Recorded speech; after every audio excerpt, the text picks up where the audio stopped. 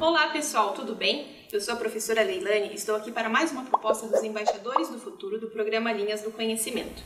Hoje nós vamos viajar para uma cidade educadora, ou seja, uma cidade que possui elementos educativos, que educa para a cidadania democrática, para a diversidade, que promove o fortalecimento da identidade e do pertencimento. Que cidade será essa, hein? Vamos para algumas dicas. Dica 1. Esta cidade fica no Brasil e tem uma área de mais de 1,5 milhão de quilômetros quadrados. Muito ampla esta dica, não é? Vamos para a próxima. Dica 2. Com mais de 12 milhões de pessoas, é o município mais populoso do Brasil, ou seja, a cidade com maior número de habitantes. Dica 3.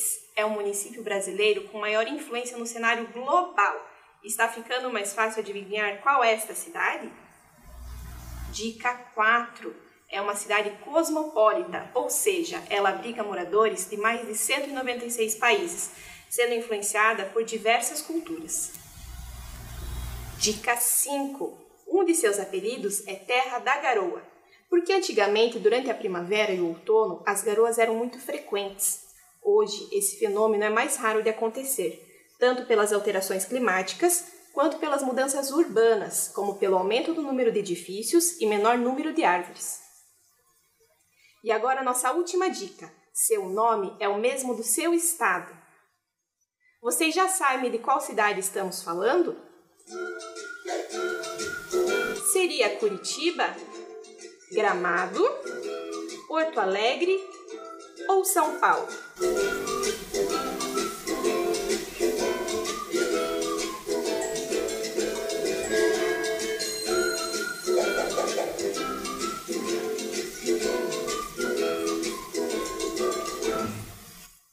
Se você falou São Paulo, acertou. E se não acertou, agora você já sabe. Para esta aula, nós vamos percorrer um pouquinho pela história da cidade e conhecer seus espaços históricos e culturais. Na medida do possível, eu vou mostrar para vocês como era e como é atualmente. Mas antes, em uma prévia, vamos fazer um tour virtual pela cidade. Acompanhem comigo!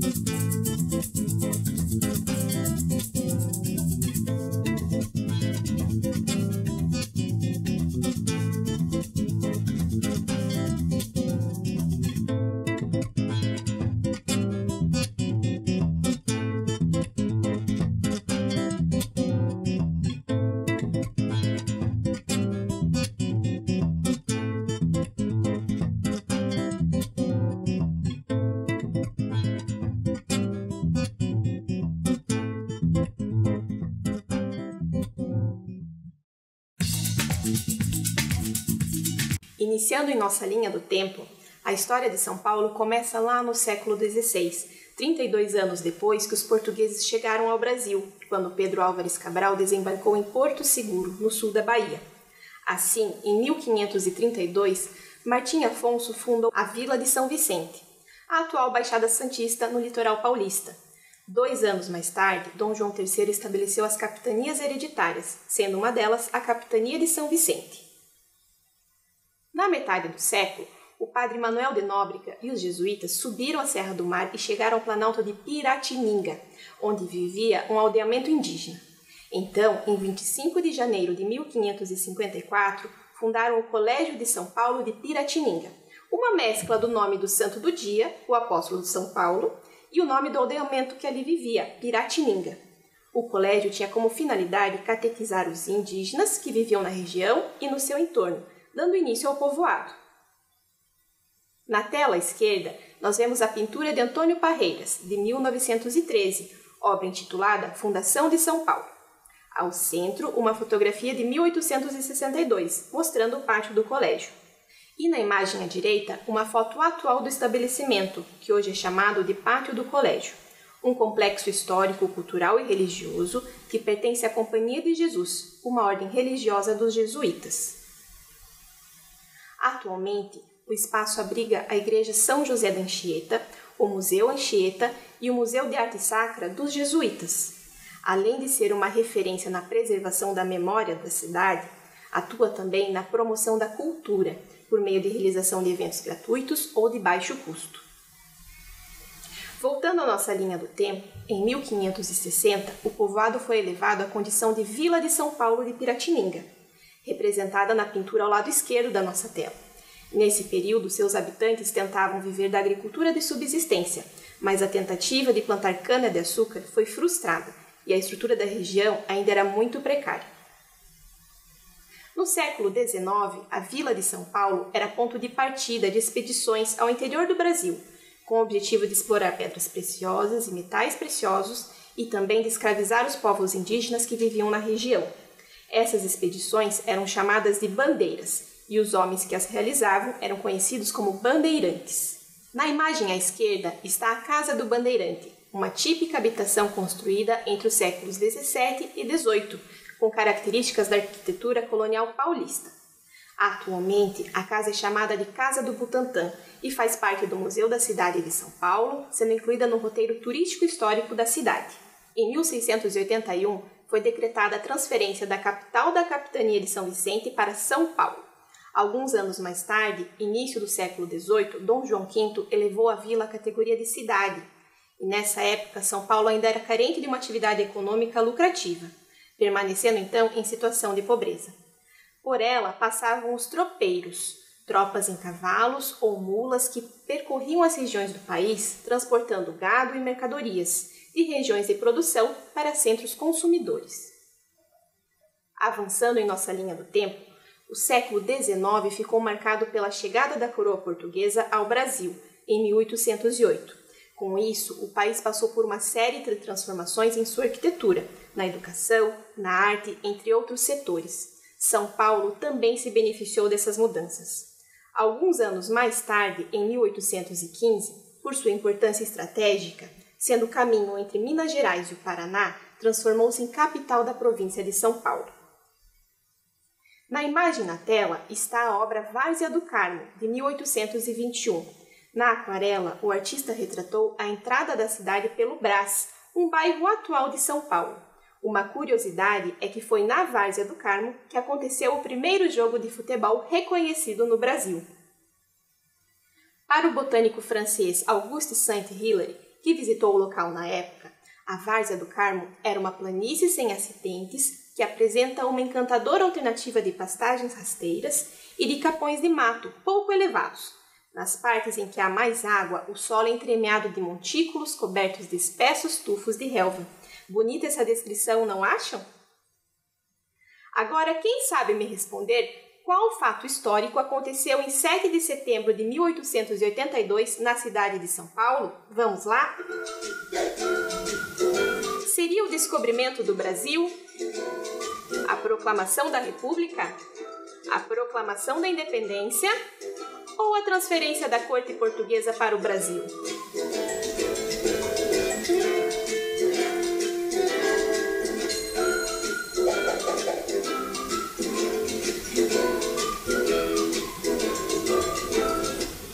Quem respondeu proclamação da independência acertou.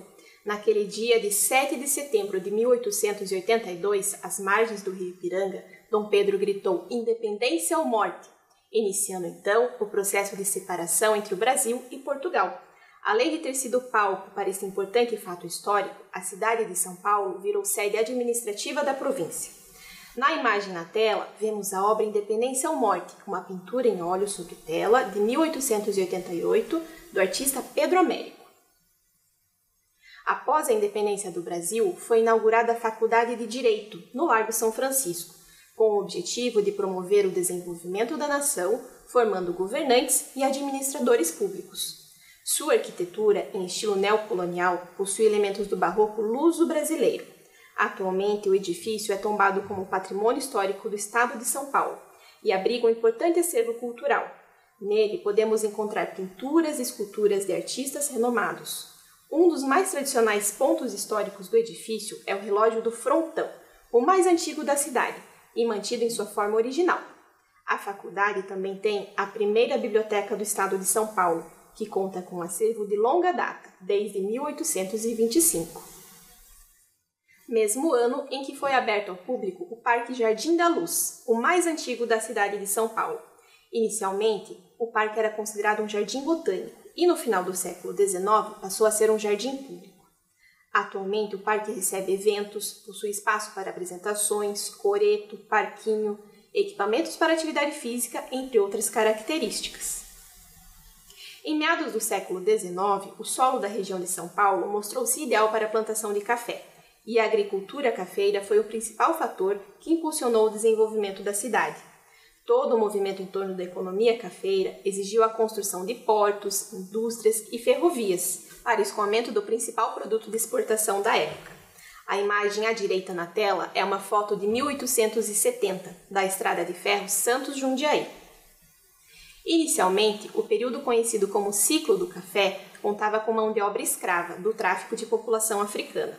A foto à esquerda da tela é de 1882, em que mostra os escravos em uma fazenda de café.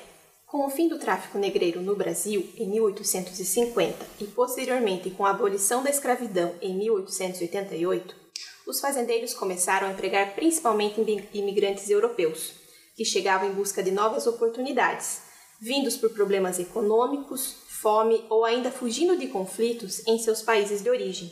Na foto à direita da tela estão os imigrantes no Cafezal, por volta do ano de 1900. Com a intensificação do processo migratório, o governo de São Paulo investiu na construção da hospedaria do imigrante, para acolher pessoas que vinham ao Brasil e encaminhá-los para trabalhar nas lavouras e indústrias. A hospedaria foi inaugurada em 1887, no bairro do Brás, e estima-se que entre a sua inauguração e 1908 recebeu aproximadamente 1 milhão de pessoas, predominando a presença de italianos. Especialmente na década de 1930, a hospedaria passou a oferecer abrigo também para trabalhadores de outros estados do Brasil. Na década de 1970, perdeu a sua função original e encerrou as atividades. Em 91 anos de história, passaram pela hospedaria do imigrante mais de 2,5 milhões de pessoas, de mais de 70 nacionalidades. Atualmente, o edifício é considerado patrimônio público e funciona como Museu da Imigração, preservando a história das pessoas que chegaram ao Brasil. Na foto à esquerda da tela está a hospedaria recebendo imigrantes em 1887 e à direita o Museu da Imigração atualmente. Com o ciclo do café prosperando na cidade de São Paulo, a capital da província passou por transformações urbanísticas, tornando-se a capital da elite econômica. No final do século XIX, os barões do café e burgueses industriais começaram a construir suas casas na cidade, entre a propriedade rural e o porto.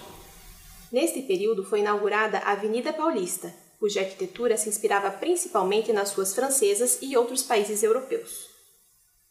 À esquerda da tela está a Avenida Paulista, no ano de 1905, e à direita, um vídeo da avenida atualmente, com muitos edifícios, uma via ampla com ciclofaixa ao centro e bastante trânsito. Que mudança, não é?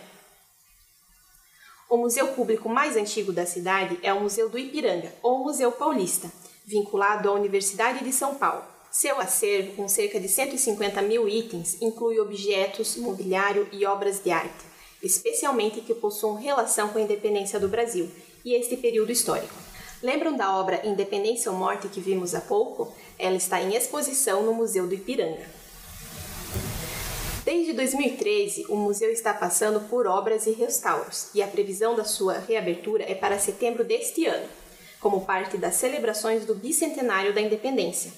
Na tela à esquerda, vemos a pintura de Henrique Manzo, de 1882, intitulada de Pedra Fundamental do Museu Paulista. Ao centro, uma foto da construção do museu, de 1888, e à direita, o museu no Parque da Independência, em 2019.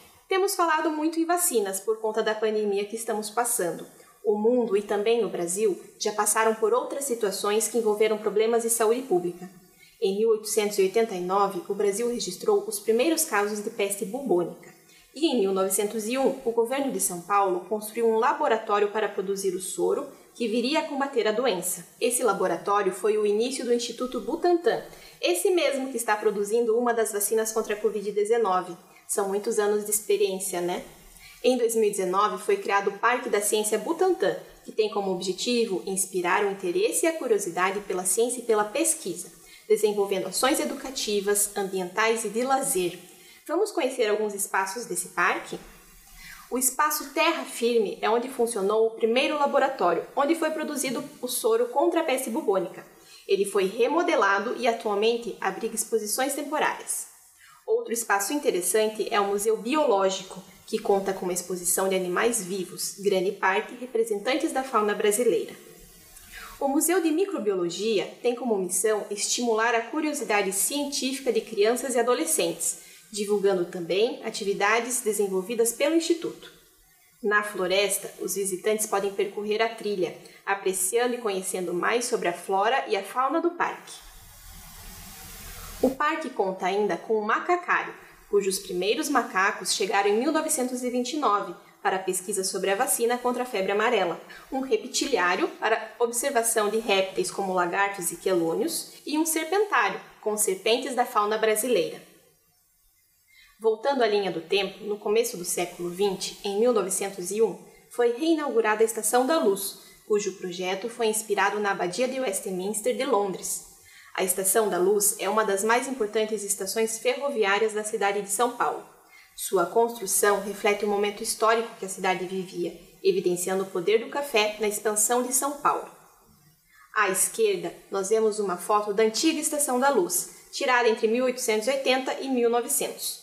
À direita, a foto da estação atualmente, ao entardecer e iluminada. Muito bonita, não é mesmo? Além de sua arquitetura que se destaca, a estação abriga obras de arte, que ficam expostas no seu subsolo. No mesmo terreno do Parque Jardim da Luz que nós vimos há pouco, está a sede da Pinacoteca do Estado de São Paulo, sendo considerada o museu mais antigo da capital paulista, construída em 1905. Você sabe o que é uma pinacoteca?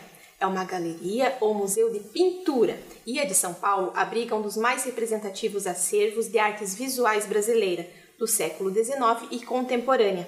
No início, o acervo contava com 26 pinturas, hoje possui cerca de 9.000 obras. Ainda com o ciclo do café prosperando, a alta sociedade paulistana desejava uma casa de espetáculos para receber artistas de música lírica e teatro. Assim, em 1911, o Teatro Municipal foi inaugurado, sendo o primeiro prédio a ser totalmente abastecido por energia elétrica. Seu estilo arquitetônico foi inspirado na Ópera de Paris, e o edifício faz parte do patrimônio histórico do estado de São Paulo. O Teatro Municipal é considerado um dos palcos mais notáveis do Brasil, tendo recebido importantes companhias, personalidades da cultura nacional e internacional, bem como eventos, como a Semana de Arte Moderna de 1922, um encontro artístico-cultural em que foram realizadas conferências e palestras sobre arte no Brasil e no mundo, exposições de obras de arte, festivais envolvendo a pintura, escultura, a literatura, a poesia e a música.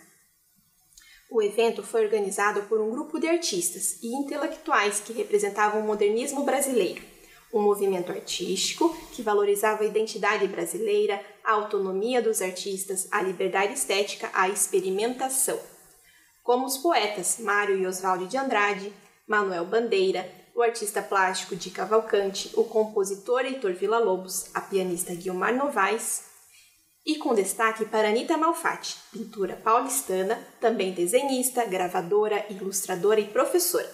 Na Semana de Arte Moderna de 22, Anita foi a artista com maior representação individual na exposição, com 12 telas a óleo e 8 peças em gravuras e desenhos.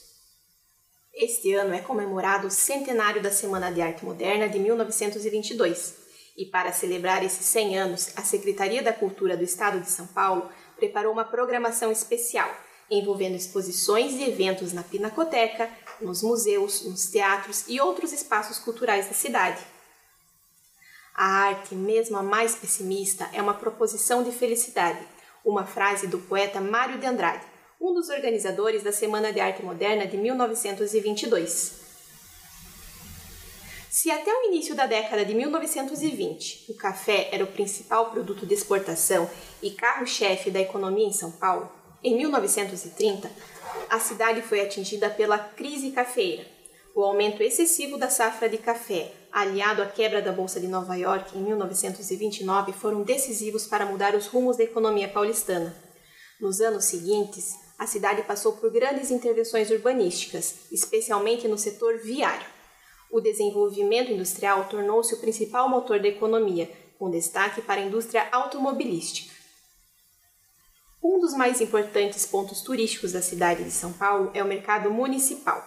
Inaugurado em 1933, é um ícone gastronômico que comercializa alimentos, como o famoso sanduíche de mortadela, além de oferecer serviços de restaurante.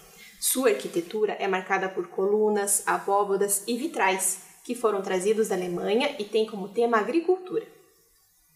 Continuando em nossa linha do tempo, em 1936 foi inaugurado o Aeroporto de Congonhas, o segundo mais movimentado do Brasil, em voos domésticos, especialmente em relação a voos executivos, ou seja, que atende passageiros que viajam a negócios entre São Paulo e outros grandes centros, como Rio de Janeiro e Brasília. Em comemoração aos 400 anos da cidade, foi inaugurada a Catedral Metropolitana de São Paulo, ou Catedral da Sé, o quarto maior templo em estilo neogótico do mundo, inspirado nas catedrais medievais europeias. Também em comemoração ao quarto centenário da cidade, foi inaugurado o Parque Ibirapuera. Além da fauna e flora, atualmente a área comporta espaços para a prática de atividades físicas e lazer, possui esculturas, monumentos históricos, jardim e grande infraestrutura cultural e educativa. Destaca-se no parque sua marquise, uma estrutura que faz a ligação entre os equipamentos culturais do parque, como o Museu Afro, cujo acervo faz referência aos diversos aspectos culturais africanos e afro-brasileiros, a Oca, um pavilhão de exposições, projetado pelo arquiteto Oscar Niemeyer, o Pavilhão das Culturas Brasileiras, um espaço que busca dar visibilidade à cultura brasileira em suas diversas expressões, o Pavilhão Cicilo Matarazzo, um edifício ícone da arquitetura moderna, local onde acontece a Bienal de Arte de São Paulo. O Auditório do Ibirapuera, um edifício concebido por Oscar Niemeyer para apresentações de espetáculos musicais, que dá um show de estilo. Construído em um bloco único em concreto, seu exterior em linhas retas se contrapõe com seu interior, com linhas curvas. O auditório comporta 800 pessoas e em seu subsolo é ofertada escola de música para crianças e jovens. Para completar os equipamentos culturais do parque estão o Museu de Arte Moderna e o Museu de Arte Contemporânea.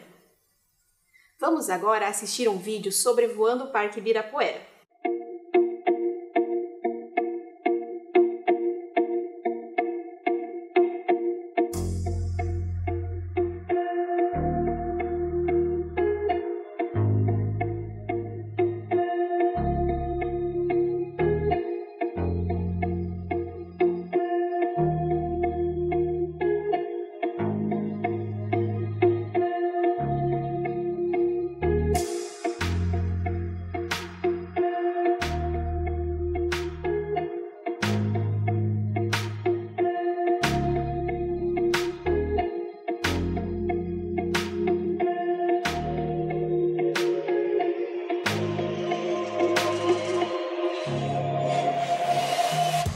ter ideia da grandiosidade desse local?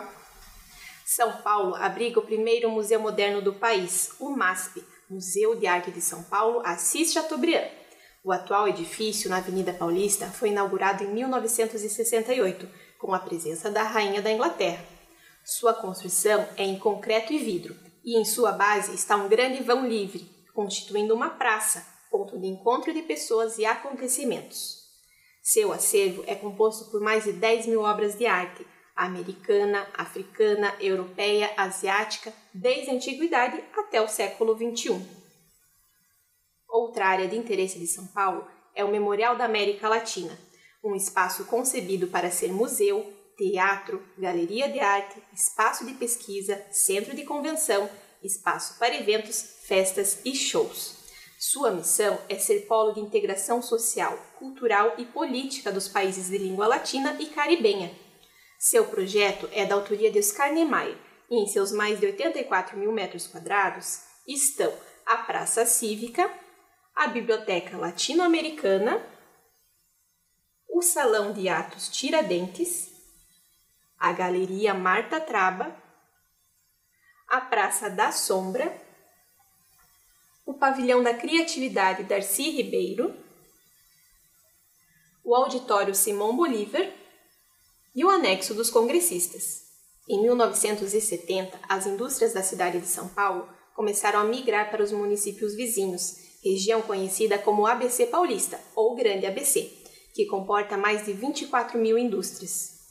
Com isso, a economia paulistana passou por uma nova mudança e, desde então, voltou-se para o setor terciário, tornando-se polo de serviços, de comércio de bens e negócios. Você sabia que atualmente São Paulo é uma das principais cidades do mundo quando o assunto é alimentação e gastronomia? A cidade tem mais de 23 mil estabelecimentos voltados a esse serviço, e a gastronomia paulistana é mundialmente reconhecida por sua qualidade, tendo recebido o título de capital da gastronomia e da capital ibero-americana da cultura gastronômica. Destaca-se também no turismo, sendo a cidade mais visitada por turismo de negócio e uma das mais visitadas por quem está buscando lazer. Na área de eventos, está na rota a Bienal Internacional de Arte de São Paulo e o São Paulo Fashion Week. Outras áreas que se destacam em São Paulo são as de telecomunicações, serviços financeiros, pesquisas e atividades relacionadas à tecnologia. No final do século XX, em 1991, foi inaugurado e realizado o primeiro desfile no Sambódromo do Anhembi. Projetado inicialmente para receber as escolas de samba do Carnaval de São Paulo, atualmente é um equipamento de lazer e entretenimento da cidade. E falando em espaço para entretenimento, não podemos deixar de falar que São Paulo abriga grandes estádios do futebol brasileiro, como o Allianz Parque, inaugurado inicialmente em 1933, mas que passou por uma reconstrução e foi reinaugurado em 2014. O Allianz Parque é a casa do Palmeiras e, além do futebol, recebe outros eventos, como shows de grandes nomes da música nacional e internacional.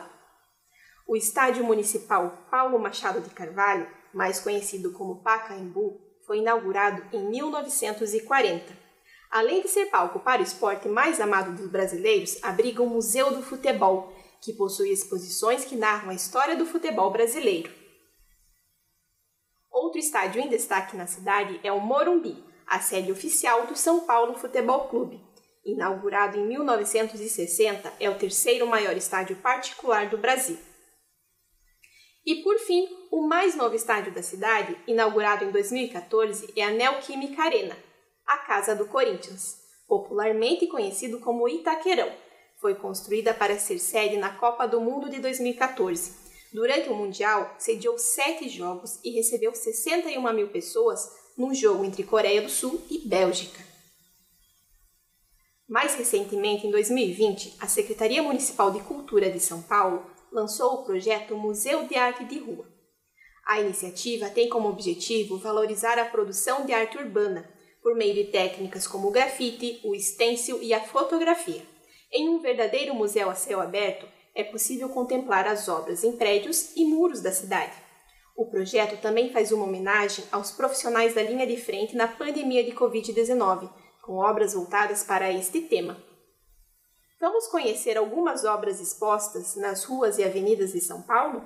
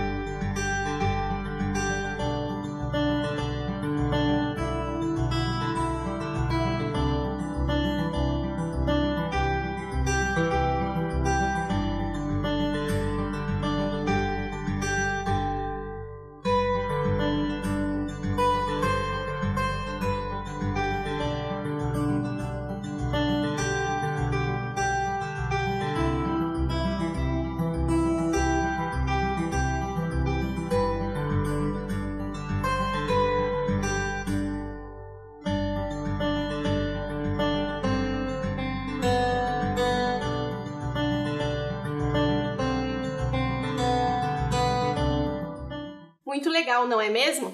São Paulo é considerada uma cidade global em relação a representações internacionais. Abriga 149 consulados, câmaras de comércio e escritórios de representação.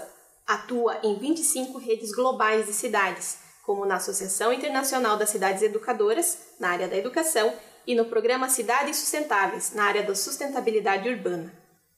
Também tem firmado 35 acordos de cooperação bilateral, um instrumento diplomático que propicia a troca de conhecimentos sobre políticas públicas e projetos em áreas diversas, como na saúde, na cultura, na educação e outros temas de interesse mútuo entre cidades irmãs. Além disso, os acordos bilaterais são uma base legal para estabelecer acordos de cooperação técnica em programas de intercâmbio, desenvolvimento econômico e atendimento à comunidade descendente no país ou região da cidade irmã.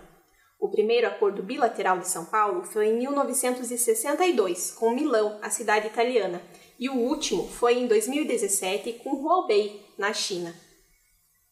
Agora que nós já conhecemos mais sobre São Paulo, sua história e seus locais de interesse, espaços que contribuíram com o desenvolvimento da cidade, vamos falar sobre algo muito peculiar do paulistano, o seu dialeto, ou como muitos chamam, o paulistanês. Palavras e gírias provenientes da diversidade cultural que habita a cidade. Vamos analisar esta conversa entre dois paulistanos. Tô com fome, vamos pedir um pão na chapa? Demorou. Pão na chapa é como o paulistano chama o pãozinho francês com manteiga feito na frigideira. E demorou. O que será que significa em paulistanês? Vamos descobrir em mais um quiz.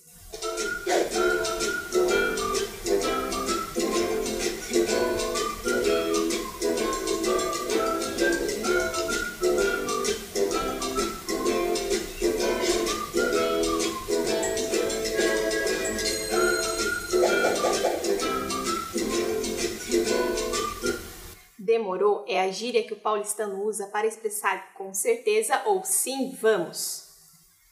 E aí, mano, vamos de Magrela até o Ibira? Com certeza você já ouviu um paulistano chamar um amigo ou um colega do sexo masculino de mano. E Magrela, você já ouviu essa palavra? O que ela significa? É sinônimo para bicicleta. E o Ibira nada mais é do que o belíssimo Parque Ibirapuera, que nós vimos agora há pouco. Nossa aula chegou ao fim, então aproveitando que estamos falando em paulistanês, o meu tchau vai ser bem característico. Até mais, galera! Falou! Fui!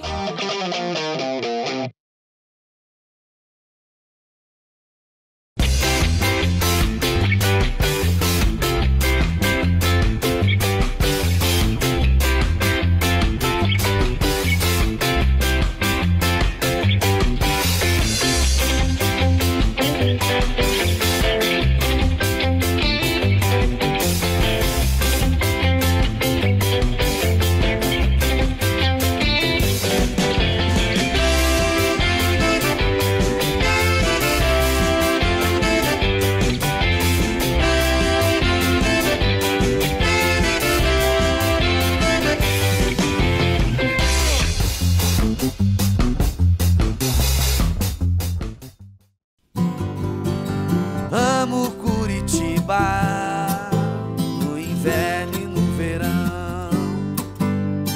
Tem a Rua 15, mas também o Boqueirão. Santa felicidade eu morar nesse lugar. Boa Vista, Pilarzinho, a cidade pra encantar. Eu gosto de Curitiba, da Riviera ao Cajuru. Eu gosto de Curitiba, meu São Francisco e meu Xaxim. Eu amo Curitiba, Luz dos Pinhais, meu querubim. Eu amo Curitiba, o meu Guaíra, meu novo mundo. Eu amo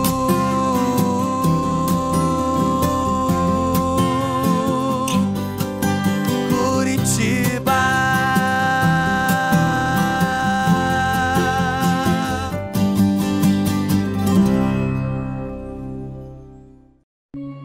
Em uma área de 4.435 metros quadrados, é um espaço inédito no Brasil, dedicado à educação para a prática agrícola sustentável em ambientes urbanos. O local reúne os mais modernos métodos de plantio de alimentos saudáveis sem agrotóxico. Energia solar. 72 módulos fotovoltaicos fornecem energia elétrica com potencial de geração de 30 megawatts por ano. Captação de água da chuva. Sistema de captação e reservatórios com capacidade de 25 mil litros que abastecem o sistema de irrigação. Banco de alimentos. Evita o desperdício de alimentos, conectando doadores e entidades sociais e também recebe os alimentos produzidos na fazenda urbana.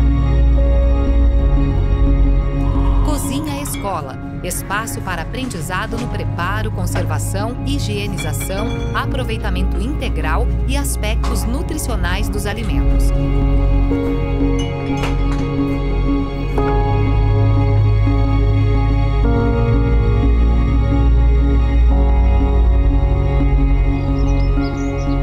Compostagem e vermicultura. Ensino de técnicas de decomposição de material orgânico que colabora com a redução do lixo e obtenção de adubo para a agricultura. Estufas. Replicação de espécies, triagem de mudas e cultivo protegido para espécies mais exigentes em condições climáticas.